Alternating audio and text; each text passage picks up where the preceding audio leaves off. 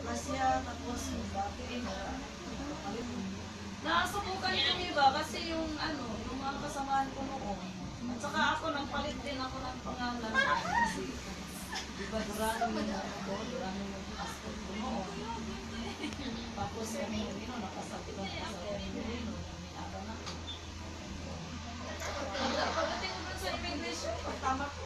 Yun na nga ang sabi ko ni ate, maganda yun kasi ako yung isipan ko yung pagpalit ko ng pangalan. Pag-exit ko rin sa Brunei, iba ng pangalan mo, di ba?